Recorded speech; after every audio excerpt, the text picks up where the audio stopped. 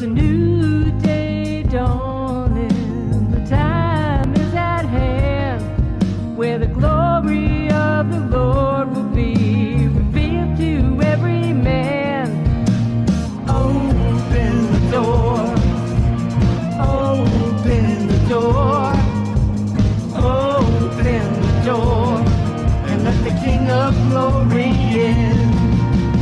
Open the door, open the door, open the door, and let the King of Glory in. All right, let the King of Glory in. Open up the door. Starts right now. So fling wide you heavenly gates and prepare the way of the risen Lord. The Apostle John was on the island of Patmos. He was in prison for the testimony of Jesus Christ. And he heard a sound behind him, and he said, behold, I looked, and there was a door standing open in heaven. And I heard a voice which was like a trumpet speaking with me, saying, come up here, and I will show you the things which must take place. That's what we need, my friends. We need a heavenly perspective of the things that are going on in the world around us. The things that the Word of God foretold us would come to pass. Those things which must take place. Those things which are taking place even now. That is what this broadcast is all about. Discussing the issues of the day. Discerning the times in which we live from a biblical perspective and worldview. Good afternoon, everybody. Andy White here. What you are about to hear is the fusion of heart, mind, and soul. And I want to welcome everybody from all across the fruited plain and all around the spherical globe. Thanks for tuning in for this week's edition of Open Up the Doors. And I am streaming live over on my Facebook page. Yes, they haven't been giving me any trouble lately, so I've been over there. And if you're over there on Facebook, everybody jump in the conversation. Let me know where you are watching from. Give me some of those thumb ups on the Facebook page, some hearts if you'd like to give me some hearts. That's what I missed when I was on YouTube, all the interaction that you could really see here on Facebook. But if you've never liked my Facebook page, please go on over to facebook.com/faithfm91.7. That's the Open Up the Doors Facebook page. And like the page, I'm still trying to break through the cap that Facebook has put on my page. They put a likability cap on my page. It's really been annoying, but I won't go down that road again. I did that last week too. But anyway, thanks for tuning in. You can also follow me, if you would like, on Parler and on CloutHub at AJ White 777. I'm on both platforms under the same handle. That's AJ White 777 over there on Parler and CloutHub. You can email me at ajwhite777 at iCloud.com if you would like to correspond with me in any way privately. AJ White 777 at iCloud.com. Of course, we are streaming all across the fruited plain and all around the spherical globe, right here from Faith FM. But if you are outside of the Faith FM broadcast area, the best way to listen to Faith FM is to download the free Faith FM app. We have the app for the Android platform and the Apple platform, of course. You can get those apps for free at your respective app stores, dealers, whatever you find your apps at. All right, I think I'm gonna. That's it for the preliminaries right now. I do believe I'm going to move it along. A little bit later in this broadcast, really the theme of the broadcast for the whole thing is I'm going to be talking about what's going on in the economy today. And I'm going to raise the question, is an economic earthquake imminent? You know, the stock market has been way overdue for a major crash for years now. It's really overdue. But lately there's been a lot of volatility. The stock market this past Monday at one point was down almost 1,000 points because of some things going on in China, which I'll mention later on. Monday they closed out at 614. Tuesday it closed out a little bit better, down just 50. But then Wednesday and today it's been shooting up again.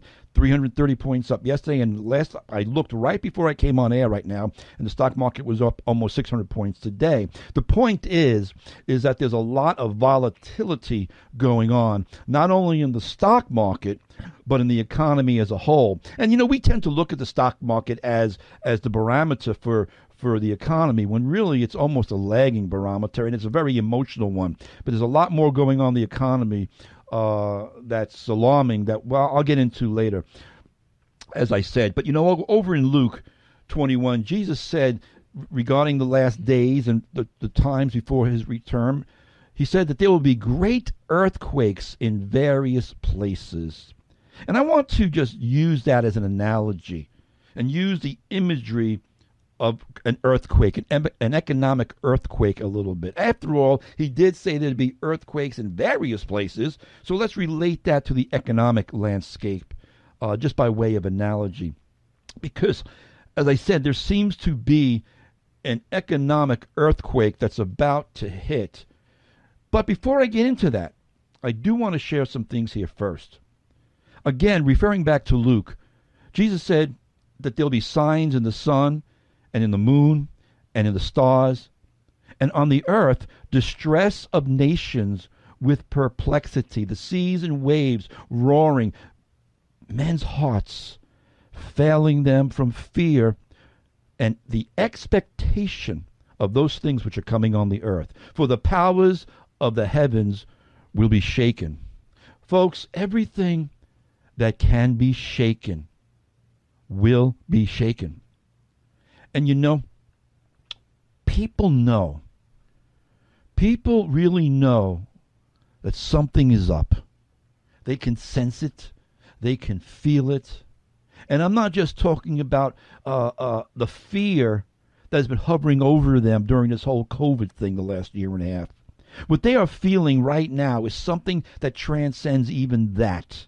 Because most people who are really paying attention and who are intellectually honest about what they're seeing going on around them know that much of the stuff that's been done in the name of the pandemic is a bunch of nonsense. And they're not even fearing that stuff really that much anymore. But they are beginning to sense, as I said a moment ago, they're beginning to see that something else is going on. Many are waking up to the fact that the world's powers have been exploiting and manipulating the COVID pandemic for another purpose altogether. And in recent weeks, I've gotten texts from people.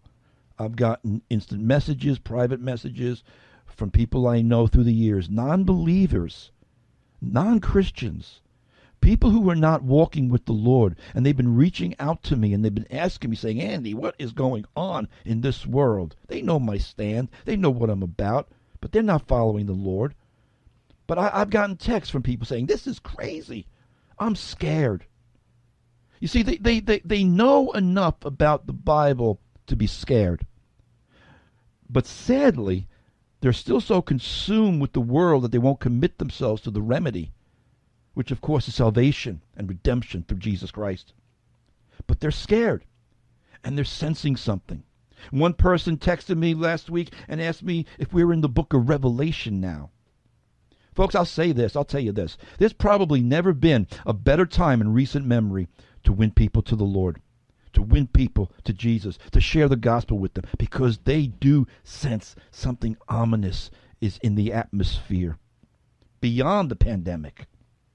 They've got questions about what's going on in the world, and we've got the answers. Hallelujah. We've got the answers, and we need to show them the prophetic scriptures, and hopefully their eyes will be, the eyes of their understanding will be opened, and they will accept the Lord and flee from the wrath to come. That is certainly our hope as believers, to share the gospel in every opportunity. And right now the world's giving us a lot of opportunities, as I said. But there's no doubt, there can be no doubt about it. Everyone's life is being shaken. People are quitting their jobs or being forced to leave their job because of vaccine mandates. People are walking away from their careers and their livelihoods because they refuse to violate their conscience or submit themselves to authoritarianism. And I tip my hat to them. I really do. We've got to fight for our freedom. Sometimes it's going to cost us something. We've got to fight for our liberties, and sometimes it's going to cost us something. The warfare is real, and I don't want to digress down that road too much, but it plays into what I want to say about the coming economic earthquake, because for some people it's already beginning to happen. They're walking away from their careers. They're walking away from their livelihoods, as I said. Many of them right now are facing their own imminent financial earthquake because there's a deadline at the end of September to get vaccinated. I think they moved it to October 9th, I believe, here in New York. I'm not really sure.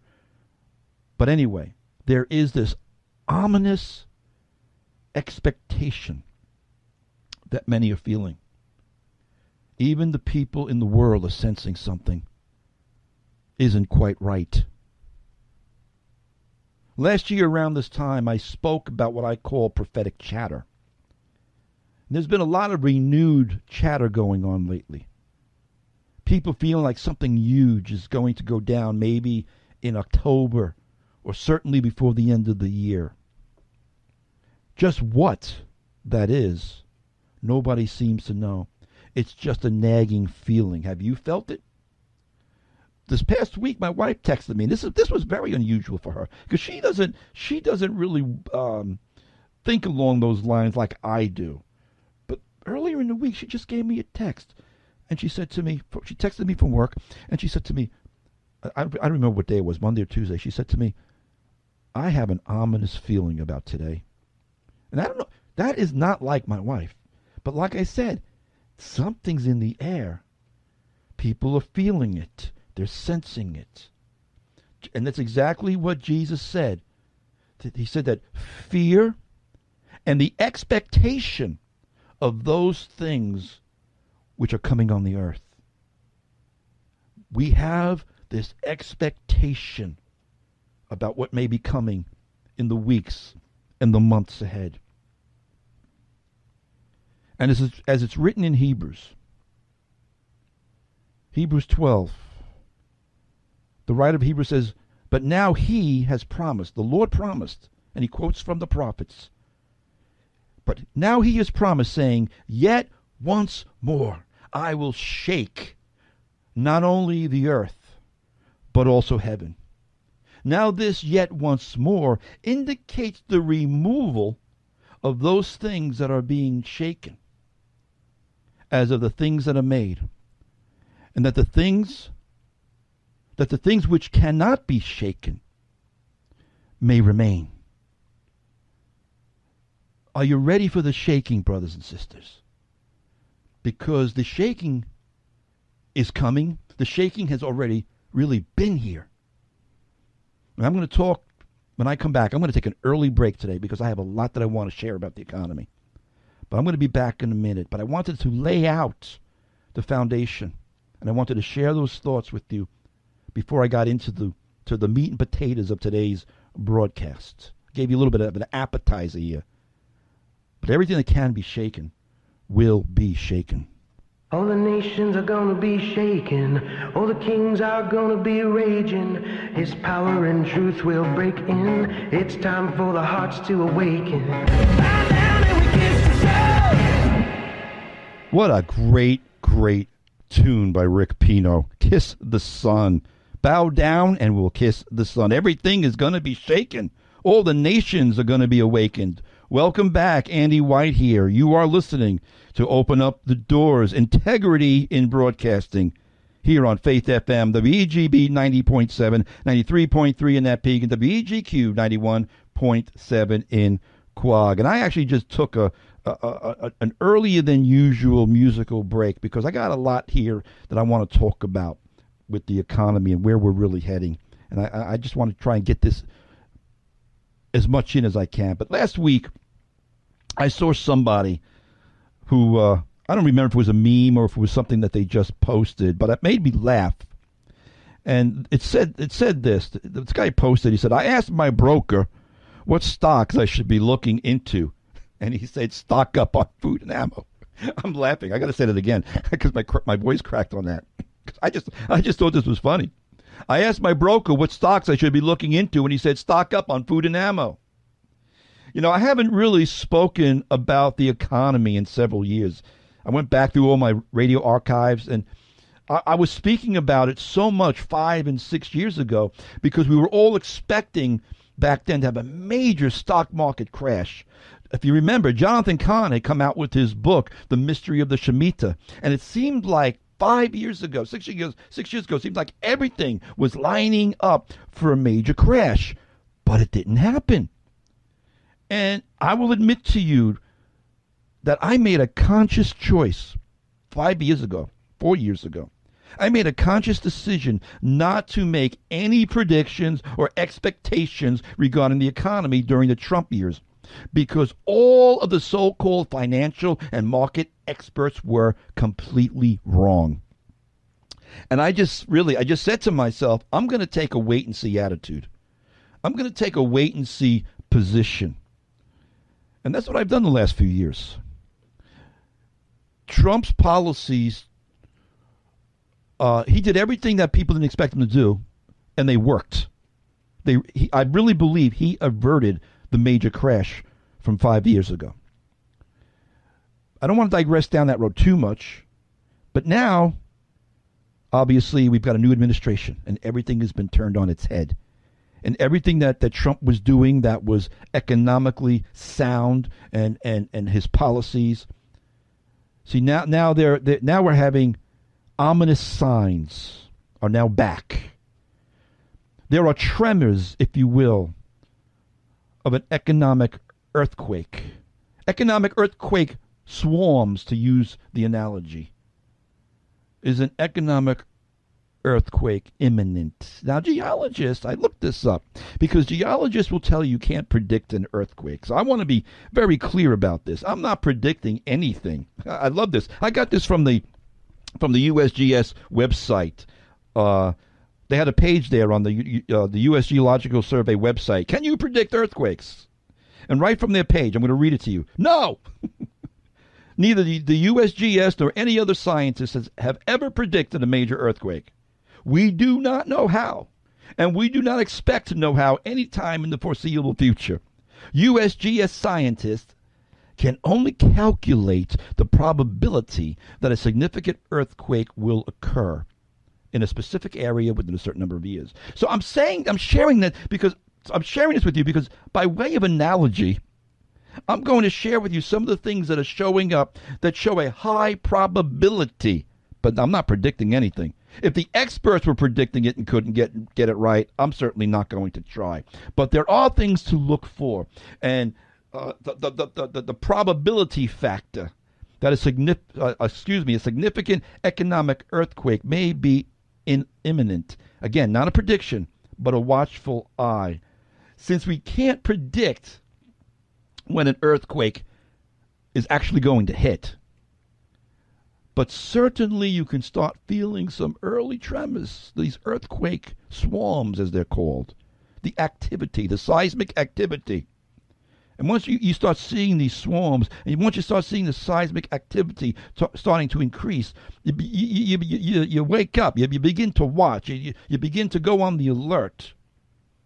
And like I said, I went back, I really did. I went back into my broadcast archives, back to 2015 and 2017, because experts have been predicting since 2015 of economic disaster. But like I said, it never happened yet.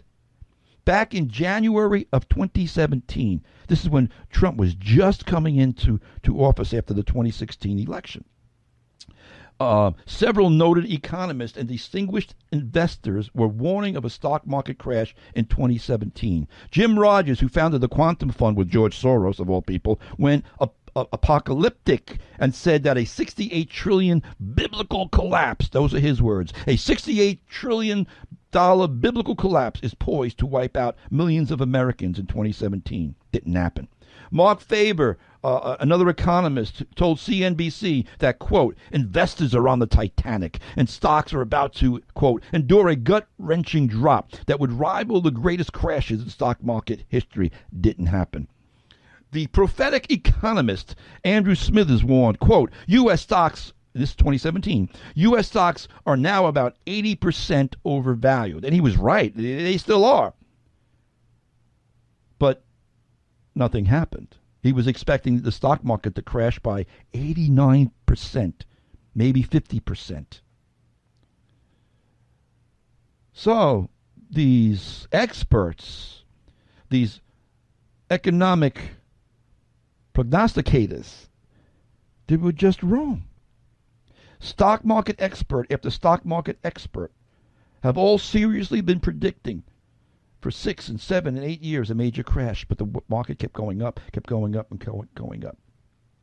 The economic doomsayers were all predicting an economic apocalypse as Trump was coming into office, but the exact opposite happened under Trump's economic policies, and the economy soared until China released the Wuhan virus.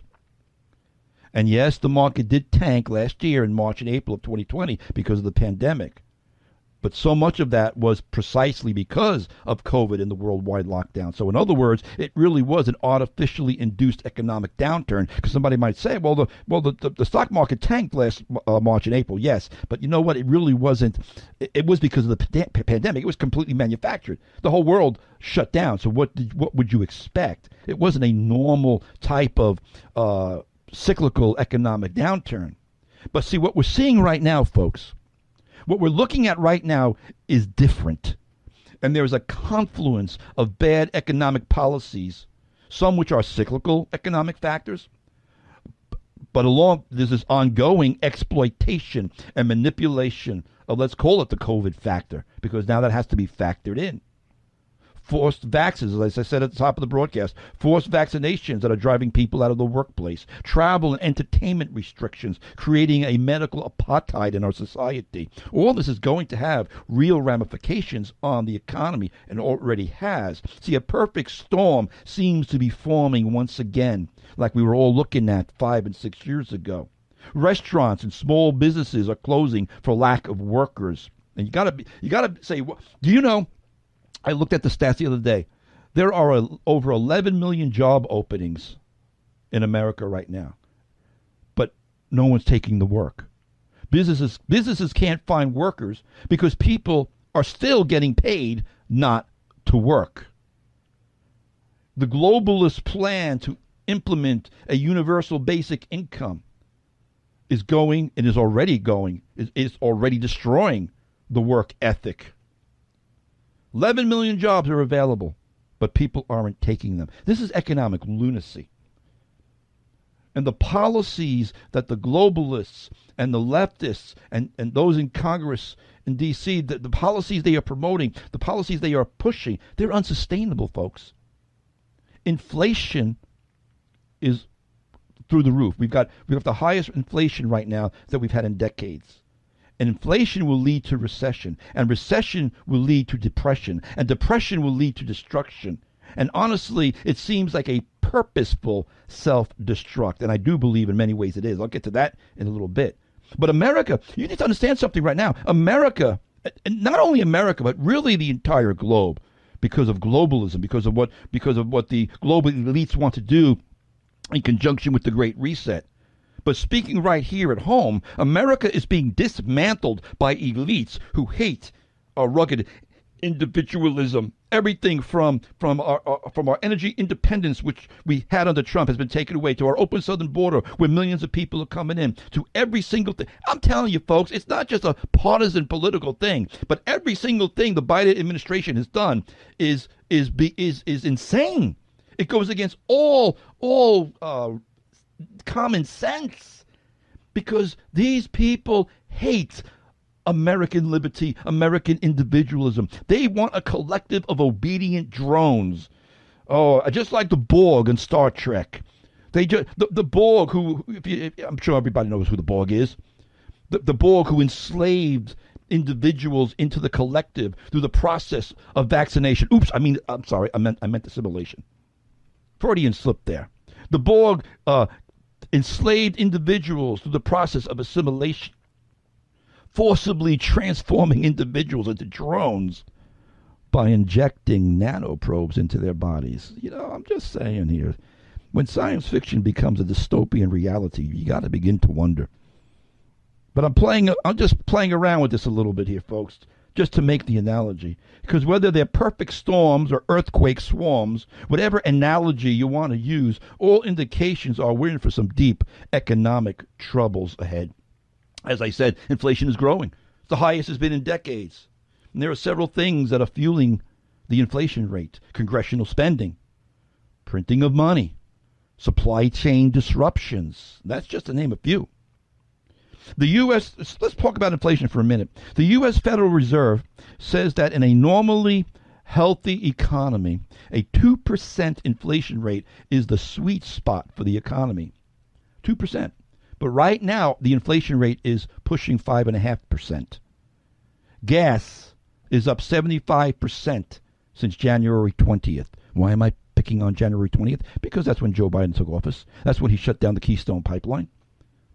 That's when we went from energy independence because of shutting down Keystone Pipeline, because of shutting down drilling in ANWR, which Trump had opened up the ANWR for oil discovery and drilling, shutting down the coal industry in part, all these things.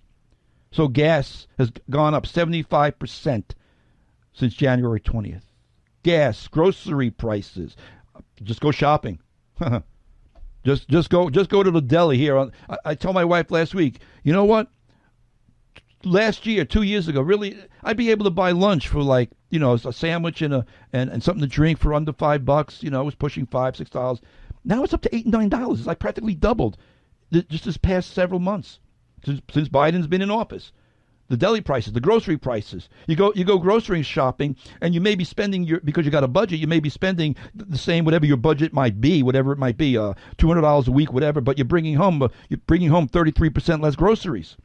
Grocery prices are climbing and going up at a fever pitch. General goods and services are going up. Costs going up all across the board. This is inflation. And here's something that I found very puzzling, interesting, because throwing fire on the fuel of inflation in large measure is the supply chain disruption. And what's going on with that?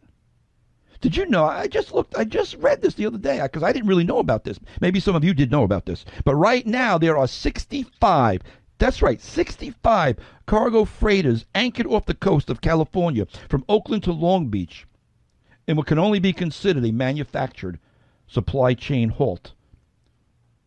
The supply chain being disrupted will result in food shortages, supply distribution, goods, parts, and it's coming nationwide in the coming weeks and in the coming months. Maybe that's why some people are saying they feel something's going to really hit big in October, or at least by the end of the year, because the supply chain is being disrupted under the guise of COVID restrictions, under the guise of really just under that. There's no other reason for it. It's not even a question of that manufacturers are producing. These freighters are filled with supplies, but they're sitting anchored off the coast of California. In Chicago, freight yards are backed up 3 weeks in a row with hardly any movement at all, and more containers are stacking up without any logical explanation. The question you got to ask yourself is why? What is the real disruption here? What's causing this disruption? Why would our government or any government do this with supplies that small businesses and manufacturers and American citizens need to survive in one way or another? Why? This is why I say and I suspect that a lot of this is being done on purpose. In fact, I'm sure of it. Bloomberg News reported this past week that the average time it takes for an ocean freight to go door to door has increased 43% over the last year, from 50 days to 71 days. And I've been hearing this from people. I've been hearing people say, I went to Lowe's to order something, or I went to Home Depot to order something, or I went to this place to order something. They're all telling me that everything's backed up a month. Everything's backed up. I could put the order in, but it won't be in for a month. I'm hearing this all over the place. I'm sure you are too. Well, right here in Bloomberg News, they said shipping costs have skyrocketed. Last week, some guy named Judah Levine, who does the head of research at Freightos, which is a industry and analysis company, I guess, Freightos. Anyway, this guy reported that the price for transporting a 40-foot container between the U.S. and Asia jumped 500% from this time last year. That's incredible. The cost to ship stuff from Asia to America jumped 500%. That's part of what's fueling the inflation. But even more dangerous still, as bad as that is, here's some earthquake tremors that we need to keep an eye on. America is about to possibly, let me stress possibly, default on its loans. Recession seems imminent, as I just said. The national debt is closing in on $30 trillion. It's actually $28 trillion right now, but it's closing in on $30 trillion. And on top of all of this, the Dems want to spend trillions of dollars more of money we don't have. Trillions and trillions of dollars have been spent in the last several years between the all this pandemic spending. They just keep on printing the money, which lends itself to inflation, which will lend itself to a recession, because the more money they print, the less value your money has. It's completely unsustainable, friends. Is it being done on purpose? It seems like it is, and I do believe it is. But this is what, quote unquote, to use earthquake terminology, this is what the big one. Everyone's waiting for the big one in California. But this is what the big one, the big earthquake economically would be. Our government has never defaulted on the national debt because Congress has continued to raise the debt ceiling over the course of the nation's history. Now, I think that's crazy too, but be that as it may, that's how we have always managed to pay our debt. We just keep, it'd be like your credit card company. You reach a credit card limit and you just ask them to give you a bigger limit. And that's what they've been doing. Instead of buckling down, instead of spending less, they just spend more and more and more and keep raising the debt ceiling. We've never defaulted on the debt ceiling. And as I said a moment ago, right now our debt is $28 trillion. But here's the thing. Right now, Mitch McConnell and the Republicans are saying they are not going to raise the debt ceiling. The Democrats passed a bill, I believe, just last night or yesterday. But McConnell's saying we're not going to raise the debt ceiling this time. It's going to be on the Democrats. Now, I don't know if they really got the nerve. I don't know if the Republicans really have the nerve to not cave in and raise the debt ceiling. Because if they don't raise the debt ceiling, number one, the Republicans can dream that the Democrats will be blamed for it, but everybody knows. Everybody knows they'll blame the Republicans. The Democrats will just turn around and say, the Republicans didn't pass it, it's their fault. That's how it goes. But here's the thing. This would be the big one. The dire consequences if the U.S. was to default on its debt. Interest rates would soar. I'm just going to read this right from the government thing, what the consequences here. Interest rates would soar. Currently, the federal interest rate is extremely low while the economy recovers from the COVID-19 pandemic. However, a U.S. debt default could shift this far into the other direction. It would cost businesses, governments, and loan recipients of all kinds a lot more to borrow money. And if the interest rate goes up, by the way, the interest on our debt goes up as a nation as well. So there's this domino effect. The value of the U.S. dollar, if we default on our loans, the value of the U.S. dollar will take a beating. U.S. import prices would rise through the roof, which would make it extremely expensive to live in this country. Inflation would hit hard and fast. The U.S. dollar would lose its place in the list of global world currencies. Investors would hop on other world currencies like the euro or the yen. Any government employee would be out of luck for their paychecks. You see, if we default on a loan, it would be much more severe than simply a government shutdown. Even in a government shutdown, federal employees still receive their paychecks. There's a list of quote unquote essential workers that would still get paid. Social Security would still get paid. But if we do not raise our debt ceiling, it's shop closed. There's no money. So there'll be no paychecks for government employees. Any citizen who's receiving Social Security or Medicare or Medicaid benefits would lose those programs completely. Payments on student loans, tax returns, government facilities would shut down.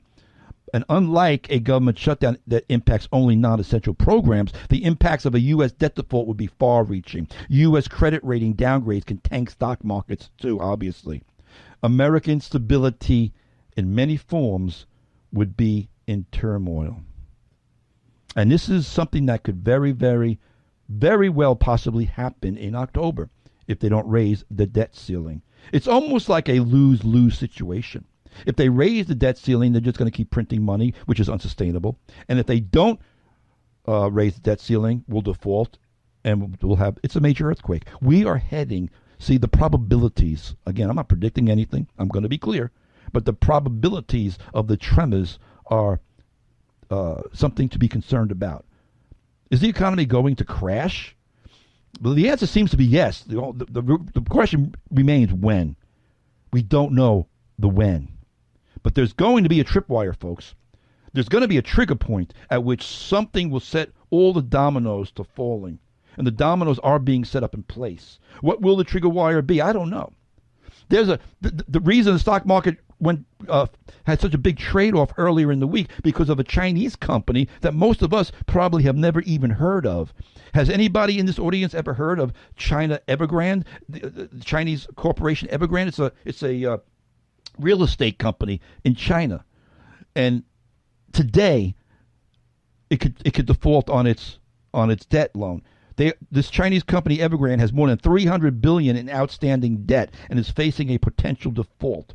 And some experts, again, the economy experts, are comparing the situation to the collapse of Lehman Brothers during the financial crisis of 2007-2008. Remember the too big to fail scenario when Lehman Brothers crashed and set off the domino effect that crashed the economy in 2007-2008? Well, that's what they're saying is happening with this Chinese company Evergrande. If Evergrande defaults, it would send shockwaves throughout the financial institutions globally. Now, just yesterday, the reason the markets have rebounded yesterday and today is because the Chinese government has infused, I think it was $17 billion or something like that, into this company to keep it afloat, too big to fail. So they're pumping money into it. But we were doing that back in 2007, 2008 as well, and it doesn't work. It's a short-term solution. So maybe they pay their debt today, but then they got to pay it again next month and the month after that. This is the problem. There's so many things going on with the global economy that could set off a domino effect. The earthquake swarms can be leading us into a major earthquake. And when you look at this confluence of data that's coming out regarding the global economy, not just the American economy, everything is suggesting that a very quote-unquote steep correction. A steep correction is a nice way of putting a crash, is growing more likely. We're talking about not just a couple of days of the stock market dipping. We're talking about economic loss of everything like by 50% of its value, maybe even 80% of its value. That is devastating. But here's the thing, folks, before I go to take a break. Because I do believe something else is at work here. And I kept hinting at it throughout the last 15, 20 minutes. I believe that this is purposeful on so many levels. I've shared this with you many times before. It's called the Cloward and Piven strategy. The Cloward and Piven philosophy that's been taught in our liberal universities for the last 60 years or so. 50, 60 years. The Cloward and Piven strategy is an economic philosophy, is an economic strategy to crash the system, to purposefully overwhelm the system so that it crashes, so that you can rebuild a new system. Like, in other words, build back better. A globalist, socialist, Marxist economy. Because so many of the things that they're doing right now do not make any sense. And I do think this is what we're seeing. But I'll come back with some positive. Everybody's bummed out now.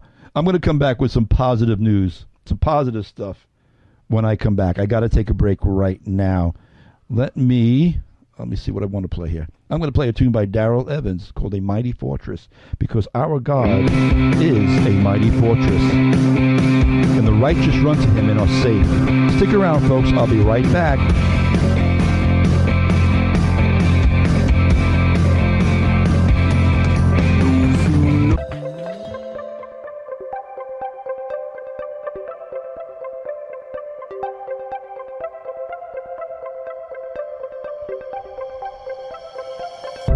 Fusion of Heart, Mind, and Soul. This is Open Up the Doors with Andy White here on Faith FM, WEGB 90.7, 93.3 in that peak. WEGQ 91.7 in Quad. Hey, thanks for joining in with me on this. It's really a beautiful day here on the east end of Long Island.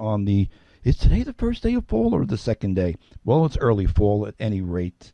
Hey, thanks for hanging out. If you're just joining in late into the show, I am streaming live on my Facebook page. If you'd like to go over there and join the conversation, let me know where you are watching from. You can also find these broadcasts are all archived over on my YouTube channel. If you've never subscribed to my YouTube channel, I would encourage you to go on over there. Just look up Andy White, open up the doors, and hit the little subscription button and the little bell, and you'll be notified when we upload these broadcasts, as well as anytime I do anything live on YouTube, as I do from time to time as well. Also, Rumble. I'm on Rumble. We're uploading all of our videos over to Rumble. You can find me on Rumble as well, AJ White 777 over on Rumble.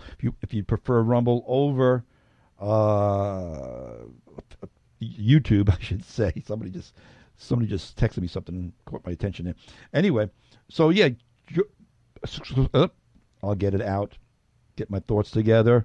Rumble, AJ White 777. Those are for the times when we can't post something to YouTube because YouTube will, ban it and censor it and give me a strike, and 3 strikes, you're out over there. So we are really putting everything up and sharing stuff off of Rumble as well. Connect Zing is also another social media platform that I'm on. I have a group page over at connectzing.com, the Open Up the Doors group page. I would love for you to go on over there, check out connectzing.com. It's the navigation and the layout is similar to Facebook in a lot of ways. The group page operates much like a group page on Facebook. So I would love for you to, seek me out and connect with me over there. Connect with me over at connectzing.com. And it's great because it's run by former Navy SEALs. It's pro-patriot, pro-American. No trolling, no censoring, no trolling from Connect Zing themselves. I mean, every social media group has some people that just like to be trolls, but those people you can block. But I'm saying no trolling. I'm talking about, those stupid Facebook notifications that they tag on just about anything you post these days. All right. Anyway, let me move on from here. I think I got all that out of the way, and I've got some closing things I want to share. Something here that you might not be aware of that I've been keeping an eye on as well regarding our personal finances and what the government is trying to do. I don't know if you know this, but Biden's IRS, and one of the things they're trying to pass in this new $3.5 trillion, which is actually $5 trillion new quote unquote, I think, are they still calling it an infrastructure package? I mean, it's ridiculous. But whatever it is they're calling right now, again, it's going to break the bank. The bank's already broken. I mean, they might as well just be printing up monopoly money at this point in time, because by the time they're done with all their spending and all their all the stuff they're doing, it's going to be worth about as much as monopoly money. So really, that's what's going on here. But here's the thing that's really concerning. What part of the things that they want to do is they want to increase the IRS, and they want banks to start looking at everyone. That means me and you. Say everyone. That means me. That means you. Everyone. They want to start looking at every bank transaction, and they want banks to report on a yearly basis every bank transaction over $600. Okay. Does that sound like something that's just going to affect the rich? Because that's what they're saying. Oh, this will only affect the rich. I don't know about you, but $600 does not make one rich, and that's just about every single transaction I do, from paycheck to paying my bills, is going to be more than that. Number one, this is disgusting. It's a violation of the Fourth Amendment. Now this is what they want to do. Will it bear scrutiny under the Supreme Court, because it's certainly a violation of the Fourth Amendment, and I would normally say, yeah, this would never hold up. But who knows with the Supreme Court these days? The Supreme Court has become as swampy as the rest of D.C. So here's just another thing. It's all about control, folks. It's all about control. We are on the precipice of really destructive change in America. Now, I want to share a couple of things in closing. How can we prepare? What should all be, as Christians, our attitudes, and how can we prepare for an economic collapse? There's probably a lot of things I could say, but I think one of the things I want to, because I don't have a lot of time left, is to simply say all of us need to start cutting our costs. We need to start cutting our costs. We need to start being more frugal. And, as Americans, we're very spoiled. I admit it. We're very, we have a consumerism. We have a consumer mentality. But, folks, an earthquake is coming. An economic earthquake is coming. And we need to lower our living standards. I know that so much goes against the prosperity gospel that's out there. But that's okay, because I never bought into this prosperity gospel anyway. I mean, there is a true biblical prosperity, but not what the heretics teach. But I digress. But we need to learn to cut costs. We need to lower our living standard. We need to start saying, I don't need that. I don't need that. I don't need that. I can do without that. We need to get used to shortages. I shared with you a moment ago about the supply chain. We need to get used to shortages, which means we should be stocking up on our food pantries. We should be stocking up in the things we need. I've been sharing about this for years. We need to use less and learn to do without. And I'll just put it this way. Are you prepared for the shaking? Are you prepared for the shaking? Because it's going to come. But there's good news for us who are believers. As is written in Hebrews, since therefore we are receiving a kingdom which cannot be shaken, let us have grace by which we may serve God acceptably with reverence and godly fear. That's the bottom line, folks. We're receiving a kingdom. The kingdoms of this world are going to be shaken.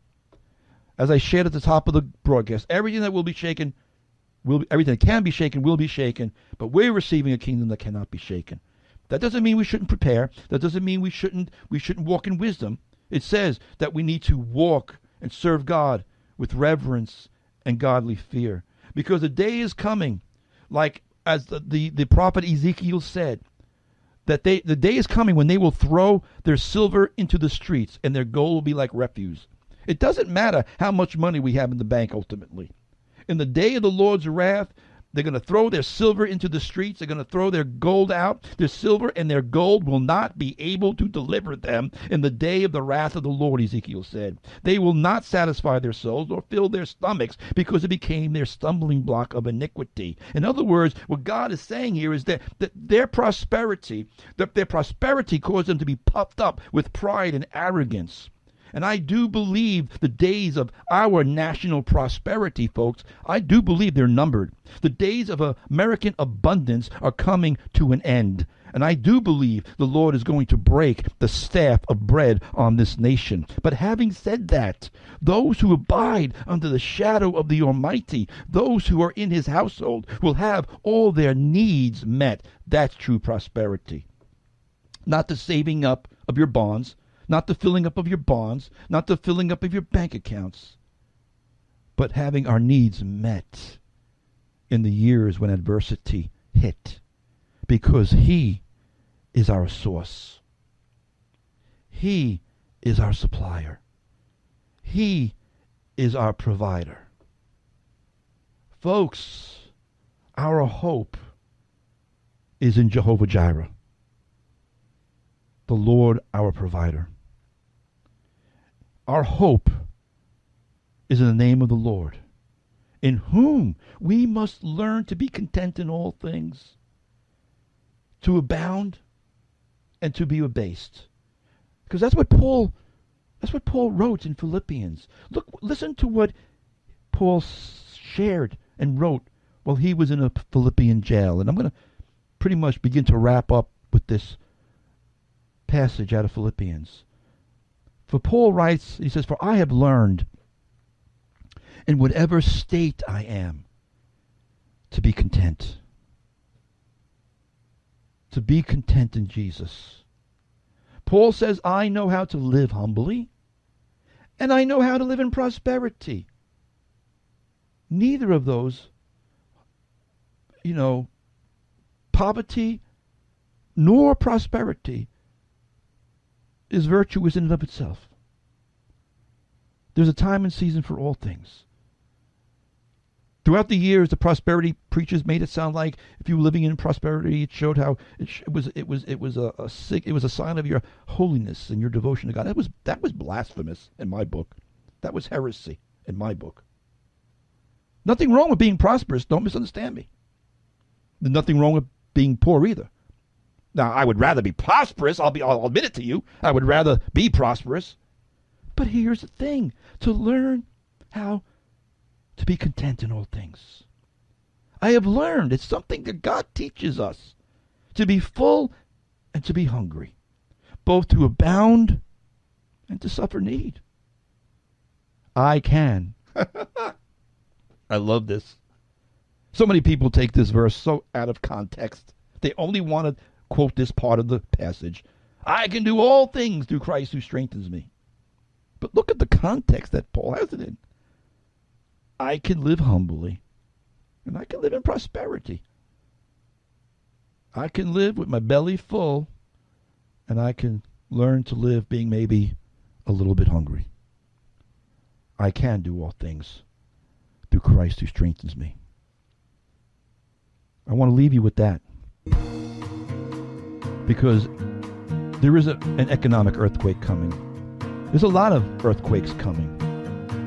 But we have a hope in Jehovah-Jireh. We have a hope in our Lord. So in the meantime, watch and stand fast in the faith, beloved. Be brave, be strong, and let all that you do be done in love. I'm out of time. Thanks for tuning in this week. I'll be back next week for another edition of Open Up the Doors here on Faith FM.